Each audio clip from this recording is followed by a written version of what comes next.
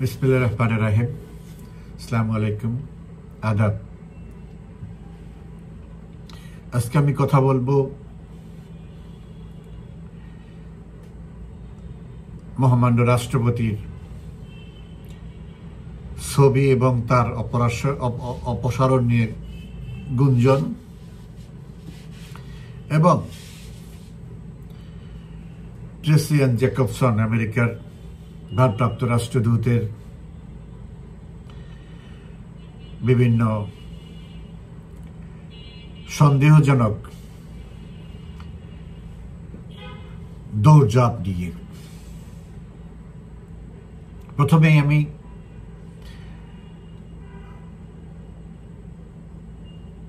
আপনাদের সাথে একটি খবর শেয়ার করতে চাচ্ছি। সেটা হচ্ছে 15ই আগস্ট জাতির পিতার মৃত্যুবার্ষিকীর শোক দিবসে একজন রিক্সা চালক, আমার ভাই রিক্সা চালক,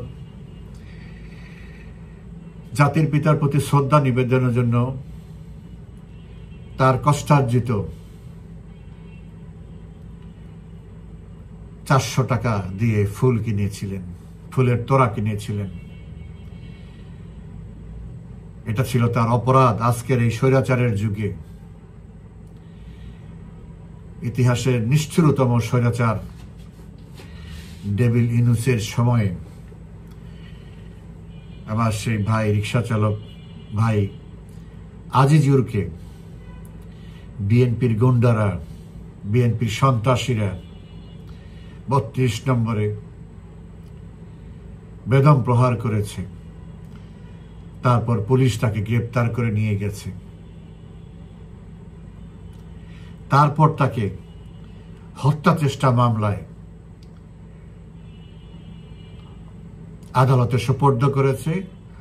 আদালতও এক কাঠি এগিয়ে জামিন নামঞ্জুর করে তাকে কারাগারে পাঠিয়েছে। এই ঘটনায় শুধু বাংলাদেশ না, সারা বিশ্বে যে নিন্দার ঝড় উঠেছে, সেখান থেকে বাঁচার জন্য আজকে সেই আজিজুরকে জামিন দিতে বাধ্য হয়েছে। আরেকটি মজার ঘটনা হচ্ছে, আজিজুরকে কেন গ্রেপ্তার করা হয়েছে এটার জন্য ধানমন্ডি থানার ওসিকে শোকজ করা হয়েছে। এখন ধানমন্ডি থানার ওসিকে বলির পাঠা করা হবে। কারণ 15ই আগস্টেই তাকে সাংবাদিকরা জিজ্ঞেস করেছিল যে আপনারা কেন এই যে যারা ফুল দিতে আসে তাদেরকে মারধর করতেছেন, গ্রেপ্তার করতেছেন। তখন স্পষ্টভাবে ওসি ধানমন্ডি বলেছে,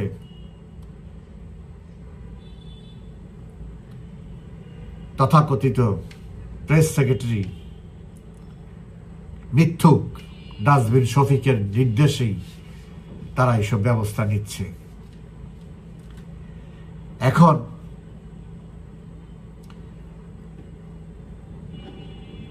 আইন শৃঙ্খলা যে সমস্ত তৎপরতা ছিল, এগুলো সবই ওই ডাস্টবিন শফিকের মাধ্যমে ডেভিল ইনুস এটা করিয়েছে। আর যারা সন্ত্রাসী কর্মকাণ্ড করেছে, যারা মানুষকে মারধর করেছে, তারা সেটা করেছে তারেক জিয়ার নির্দেশে। এখন বলির পাঠা করবে এখান থেকে বেরিয়ে আসার জন্য, এই অসভ্যতা থেকে বেরিয়ে আসার জন্য বলির পাঠা করবে ধানমন্ডির ওসিকে। এখন যেখানে যাই ঘটুক, বেশিরভাগ ক্ষেত্রে পুলিশকে দোষ দেওয়ার কিছু নাই। পুলিশ এখন চাকরি বাঁচানোর জন্য, তাদের পানিশমেন্ট বাঁচানোর জন্য, পানিশমেন্ট থেকে রক্ষা পাওয়ার জন্য তারা এখন অনেক কিছুই হুকুমে করতে হচ্ছে, কিছু উপায় নাই তাদের। আবার কিছু পুলিশ আছে, কিছু কর্মকর্তা আছে যারা অতিরঞ্জিত করতেছে। সবকিছুই নোট হচ্ছে, কারা অতিরিক্ত করতেছে, সীমার বাইরে করতেছে, কারা বাধ্য হয়ে করতেছে, সবই আমরা বুঝি। যাই হোক, আজিজুর মুক্তি পেয়েছে, এটা অত্যন্ত খুশির খবর। কিন্তু এই আজিজুরকে জামিন দেওয়া হয়েছে।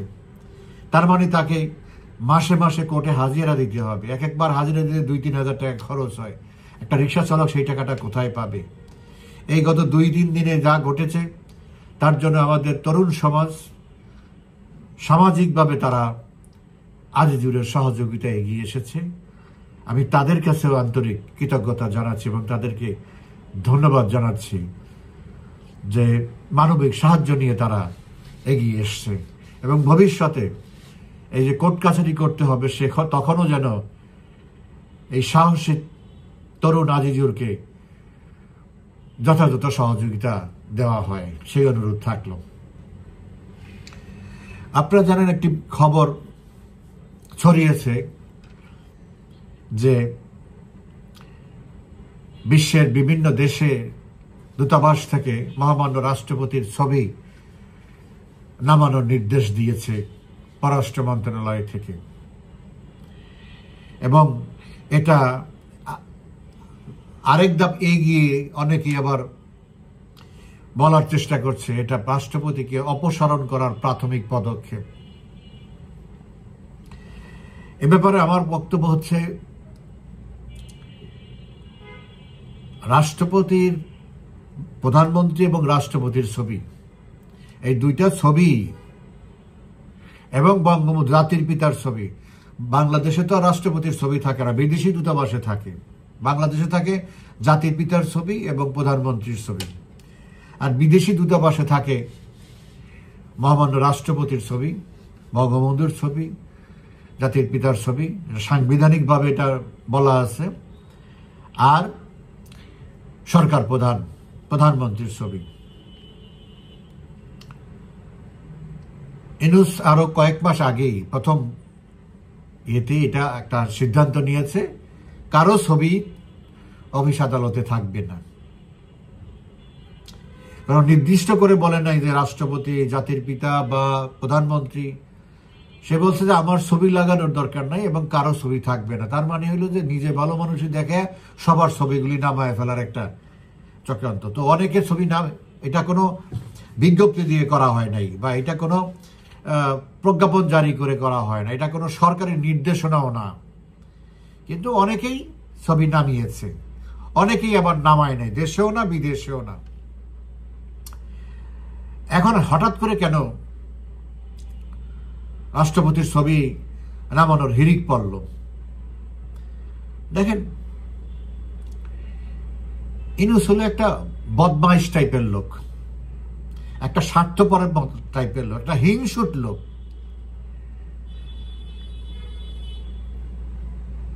একটা প্রতিহিংসা, চরম প্রতিহিংসা পরায়ণ লোক। মালয়েশিয়ার দূতাবাসে, মালয়েশিয়া কয়েকদিন আগে ভিজিটে গেছে, মালয়েশিয়ার দূতাবাসে তাকে নৈশভোজের দাওয়াত করেছে। সেখানে সেই এমবেসিতে, হাইকমিশনে গিয়ে সে দেখে সেখানে রাষ্ট্রপতির ছবি আছে।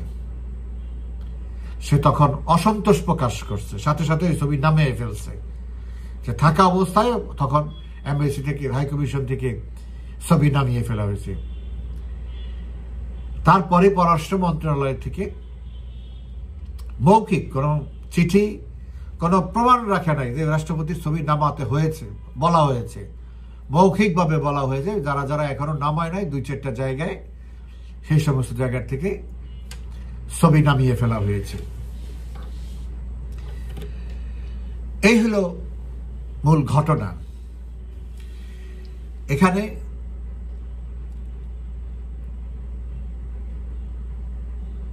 মহামান্য রাষ্ট্রপতিকে অপসারণ করার বা তাকে সরিয়ে দেওয়ার, আমি আমার ফেসবুক পোস্টে আজকে বলেছি, কোনো সুযোগ নাই এবং কোনো ক্ষমতাও ইউনূসের নাই। যা করার আগেই করা হয়ে গেছে, চেষ্টা যা করার আগেই করা হয়ে গেছে। হুমকি দামকি, ব্লকেট, অমুক সেমুক, অনেক কিছু, অনেক প্রক্রিয়ায় তাকে প্রেসার দেওয়া হয়েছে, কোনো কিছুতেই কাজ হয়নি, ভবিষ্যতেও কাজ হবে না। কারণ রাষ্ট্রপতি কিভাবে অপসারিত হবে সেটা সংবিধানে স্পষ্ট করে বলা আছে। একমাত্র সংসদ, নির্বাচিত সংসদ 2/3 মেজরিটি ছাড়া রাষ্ট্রপতিকে অপসারণ করার কোনো সুযোগ নেই। এবং রাষ্ট্রপতি যদি চলেও যায়, এখন নতুন রাষ্ট্রপতি নির্বাচন করারও কোনো সুযোগ নাই। তাইলে আবার আওয়ামী লীগের ওই সংসদ সদস্যদেরকে সংসদে অধিবেশন ডাকতে হবে। প্রধান বিচারপতিরও কোনো সুযোগ নেই, আইন আদালতের এখানে কোনো সুযোগ নেই, সংবিধান তাদেরকে সেই ক্ষমতা দেয় নাই। রাষ্ট্রপতি যদি পদত্যাগ করে, তাইলে শামসুল হক টুকু, ডেপুটি স্পিকার যিনি এখন জেলে আছেন, তাকে বের করে এনে রাষ্ট্রপতি বানাতে হবে। অনলি অপশন, আর কোনো অপশন নাই। যে কোনো মানুষ, যে কোনো, আমি তো মারা যেতে পারি, আল্লাহ না করুক রাষ্ট্রপতি কোনো না কোনো একটা দুর্ঘটনা ঘটলো তার ব্যক্তিগত পর্যায়ে, তো সেই ক্ষেত্রে যদি সে অক্ষম হয়, সে অনুপস্থিত হয়, তখন সাংবিধানিকভাবে স্পিকার, যেহেতু স্পিকার পদত্যাগ করেছেন, ডেপুটি স্পিকার, সেটা এখন ডেপুটি স্পিকারে আছেন, সে জেলে থাকুক আর যেখানেই থাকুক, তো তাকে উপস্থিত করতে হবে রাষ্ট্রপতির পদ পূরণ করার জন্য। ওই ঘুরে ফিরে একই কথা, মানে ওই আওয়ামী লীগই। অতএব ওই জোর জুলুম করে সেগুলি রাস্তা বন্ধ বহুত আগে হয়ে গেছে। রাষ্ট্রপতিকে অপসারণ করা মানেই হলো, হ্যাঁ, একজন ব্যক্তি আছে যিনি বললে রাষ্ট্রপতি স্বেচ্ছায় পদত্যাগ করে চলে যাবেন, সেটা হলো সেনাবাহিনীর প্রধান। আর সেনাবাহিনীর প্রধান ঝুঁকিতে সেনাবাহিনীর প্রধান একা না, সেখানে আরো দুইজন প্রধান আছেন, নৌবাহিনীর প্রধান এবং বিমান বাহিনীর প্রধান। তাদেরকেও ঝুঁকির মধ্যে পড়তে হবে। সো সেনাবাহিনীর প্রধান বা সশস্ত্র বাহিনী, স্পেশালি সেনাবাহিনীর প্রধান সাংবিধানিক দায়িত্ব পালন করে প্রধানমন্ত্রীকে রক্ষা করার জন্য সে দাঁড়ায়নি, কিন্তু তার নিজেকে রক্ষা করার জন্য সে দাঁড়িয়েছে, যার জন্য ইউনূস এবং এই যে সন্ত্রাসীদের চাপের মুখেও রাষ্ট্রপতিকে সরানো যায়নি। রাষ্ট্রপতির জায়গায় আছে যতক্ষণ পর্যন্ত সেনাবাহিনীর প্রধান বলবেন।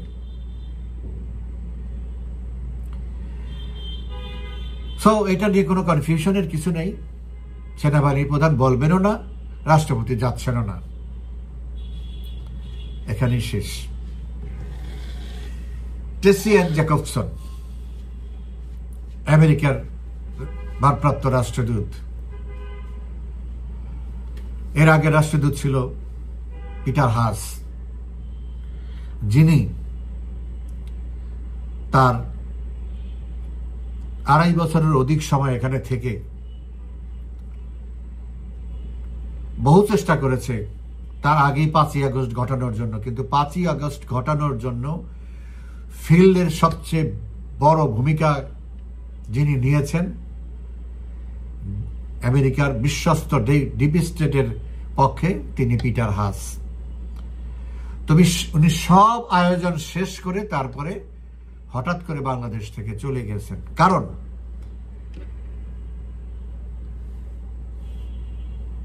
যদি তাদের মিশন ফেইল করে তাহলে সিভিল ওয়ার হওয়ার সম্ভাবনা ছিল, আর ওই সিভিল ওয়ারে স্বাভাবিকভাবেই আমেরিকান এম্বাসিও আক্রান্ত হওয়ার সুযোগ ছিল, সম্ভাবনা ছিল, এবং তারা সেসব তথ্য জেনেই সে আগের থেকেই সেফ সাইডে চলে গেছেন।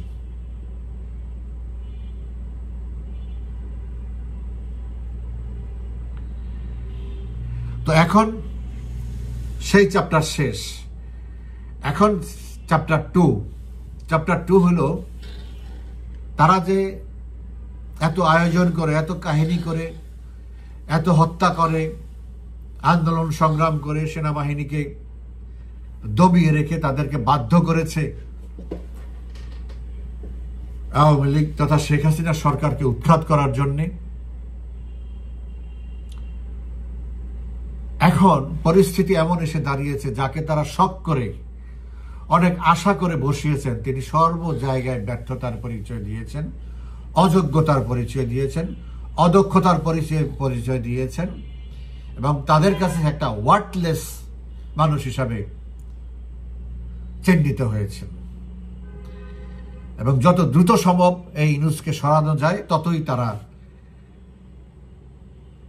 নিরাপদ মনে করেন নিজেদের স্বার্থকে, এই দেশের সামনে আগানোকে।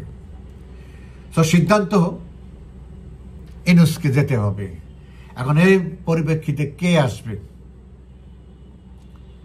টেসিক জ্যাকবসন সবার সাথে দৌড়াদৌড়ি করতেছে। সর্বশেষ উনি প্রধান বিচারপতির সাথে দেখা করেছেন। প্রধান বিচারপতির সাথে দেখা করার উদ্দেশ্য কি? প্রধান বিচারপতির সাথে দেখা করার উদ্দেশ্য হচ্ছে আইনগত বিষয় আলোচনা করা। অনেকে বলে প্রধান বিচারপতিকে রাষ্ট্রপতি, অনবদান বিচারপতিতে প্রধান উপদেষ্টা, পরবর্তী প্রধান উপদেষ্টা, এগুলি কিছুই না। কারণ এরপরে যে সরকারটা আসবে, হয় আওয়ামী লীগের সরকার আসতে হবে, আর নচেত আওয়ামী লীগেরও সমর্থন থাকবে, বিএনপিরও সমর্থন থাকবে, এরকম একটি সরকার এখানে আসবে শুধু নির্বাচন করার জন্য, আর কোনো কাজ নেই।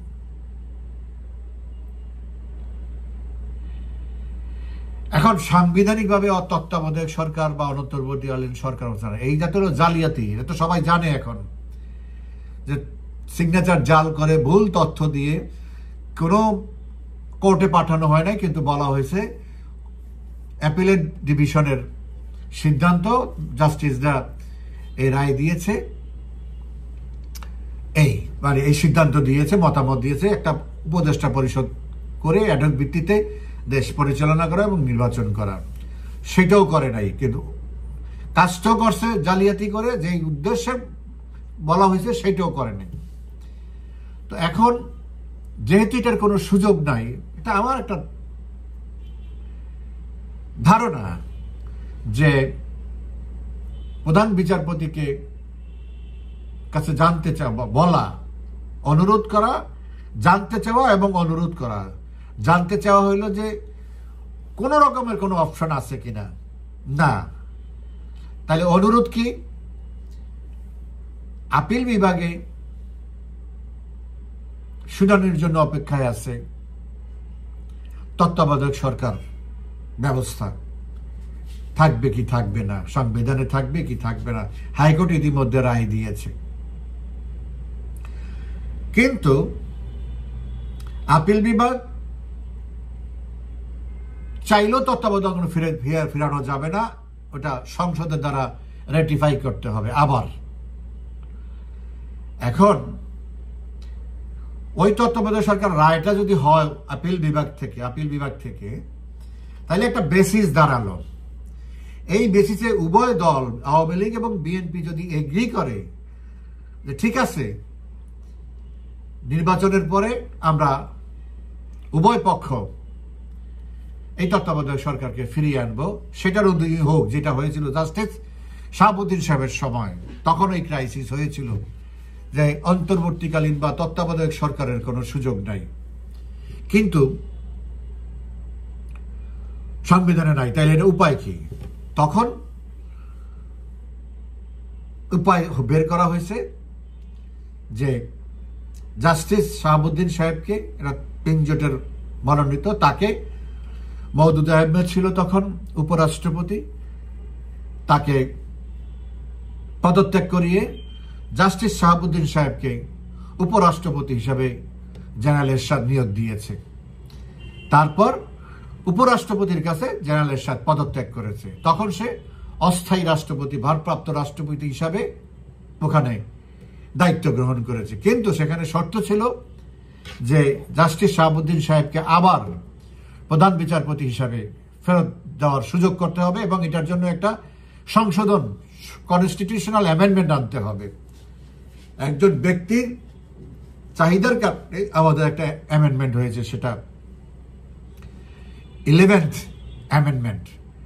তো সেই 11তম সংশোধনী হয়েছে জাস্টিস শাহাবুদ্দিনকে আবার ফিরিয়ে দেওয়া যায়। তখন যেহেতু উনি এই শর্ত ছাড়া রাজি হবেন না, তখন এটা করা হয়েছে।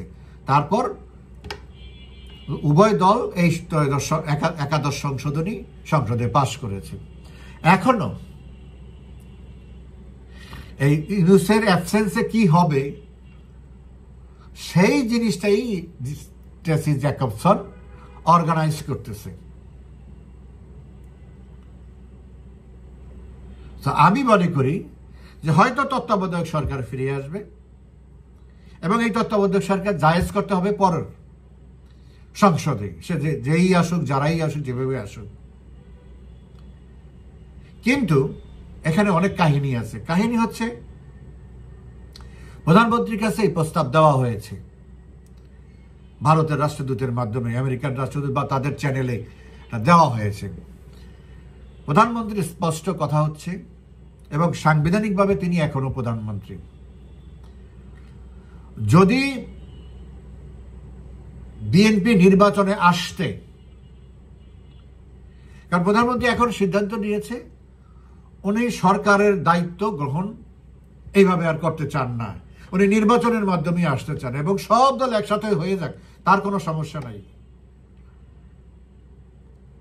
একটা ফ্রি অ্যান্ড ফেয়ার ইলেকশন হইতে হবে, ইনক্লুসিভ, সবার মাধ্যমে। এইটাতে যদি এগ্রি করে, তাইলেই উনি এই তত্ত্বাবধায়ক সরকার মানবেন। আদারওয়াইজ তিনি যেভাবে হোক সরকারের দায়িত্ব গ্রহণ করবেন, সেটা কূটনৈতিকভাবে হোক আর জনগণের সমর্থন নিয়েই হোক, এটা সময়ের ব্যাপার। কিন্তু বিএনপিকে গ্যারান্টি দিতে হবে তারা এই নির্বাচনে আসবে। এই অবস্থায় একটা তত্ত্বাবধায়ক সরকার হবে, সেখানে যেইভাবে আমরা 96 সালে তত্ত্বাবধায়ক সরকার বা 91 সালে সেই তত্ত্বাবধায়ক সরকার করা হয়েছে যেই ফর্মুলায়, 2001 সালে তত্ত্বাবধায়ক সরকার সংবিধানে ছিল, তারপরে কারা ওই তত্ত্বাবধায়ক সরকারে থাকবেন সেটা দুই জোটের লিস্ট থাকে, যে 10 জন নিবে আওয়ামী লীগ জোটের থেকে, 10 জন নিবে বিএনপি জোটের থেকে, সেখানে হয়তো 20 জনের নাম দিল, সেখান থেকে প্রধান উপদেষ্টা যা এই 20 জনের মধ্যে থেকে, ওই 20 জনের 40 জনের মধ্যে থেকে 20 জন বা 22 জন বেছে নেবেন। এই ফর্মুলাই 91, 96, 2001 চলে আসছে। এখন সেই যদি ফর্মুলা ঠিক থাকে, বিএনপি যদি নিশ্চিত করে, তাইলেই শুধু প্রধানমন্ত্রী সম্মতি দিবে। বিফোর দ্যাট যত মামলা হয়েছে সমস্ত মামলা ফ্রিজ করতে হবে। প্রধানমন্ত্রী চায় না মামলা প্রত্যাহার করা হোক, মামলার মতো থাকবে, মামলার ট্রায়ালে থাকবে, কোনো সমস্যা নেই। মামলা স্থগিত থাকতে হবে, নতুন সরকার, কারণ এই মামলাগুলো হয়েছে ব্যক্তিগতভাবে ইউনূসের প্রতিহিংসার কারণে। সো ইউনূস ক্ষমতায় থেকে মামলা চলবে, বা ইউনূস চলে গেলে এই মামলার একটা ফয়সালা আদালতেই করতে হবে, আদালত দ্বারা এই মামলার ফয়সালা হবে, সেটা নির্বাচনের পরে। যে সমস্ত সরকারি কর্মচারীদেরকে চাকরিচ্যুত করা হয়েছে, তাদেরকে পুনর্বহাল করতে হবে। অন্যায়ভাবে গায়ের জোরে তাদেরকে চাকরিচ্যুত করা হয়েছে, তাদেরকে পুনর্ব্যবস্থা করা হবে। জেলখানায় রাজনৈতিকভাবে তাদেরকে গ্রেপ্তার করা হয়েছে, তাদেরকে সবাইকে মুক্তি দিতে হবে।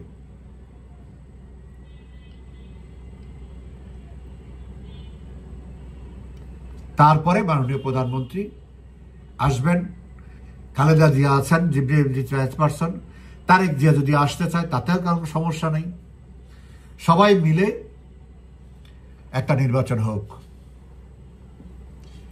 জনগণ যাকে ভোট দিবে সেই হবে, কোনো সমস্যা নেই। কে কত জনপ্রিয় সেটা তখনই দেখা যাবে, জনগণ কাকে গ্রহণ করে। এটাই হচ্ছে, এটার মধ্যে থেকেই সলিউশন বের করতে হবে আমেরিকাকে। কারণ এই পানিটা ঘোলা করেছে আমেরিকা, এই সর্বনাশটা দেশের করেছে আমেরিকা। একটাই কথা, ভারতের কথা, তোমরা সর্বনাশ করছো, তোমরা এটা সলিউশন করো, না হলে আমরা যেভাবে করার সেভাবে করব, এবং সময় খুব কম। তার জন্য আমেরিকা এখন মাথা ব্যথা হয়ে গেছে, কিছুটা হলেও তাদের স্বার্থ রেখে তারা যেন একটা অ্যামিকেবল সেটেলমেন্ট করতে পারে। এবং ডেফিনেটলি সেখানে মেজর ডিসাইসিভ রোল প্লে করবে মাননীয় প্রধানমন্ত্রী শেখ হাসিনা। তার সম্মতি ছাড়া কিছুই হবে না। আর উনি কোনো এমন কিছু চাইবেন না, এমন কিছু বলবেন না যেটা শুধু দলীয় স্বার্থে, দেশের স্বার্থে না। দেশের স্বার্থে সে অনেক কিছু স্যাক্রিফাইস অতীতে করেছে, এখনো করবে। দেশের এবং দেশের মানুষের স্বার্থে, দেশের ভবিষ্যতের স্বার্থে অনেক কিছু স্যাক্রিফাইস সে করতে প্রস্তুত আছে। সো এখন ট্রেসি এন্ড জ্যাকবসন সেই কাজটাই করার চেষ্টা করতেছে।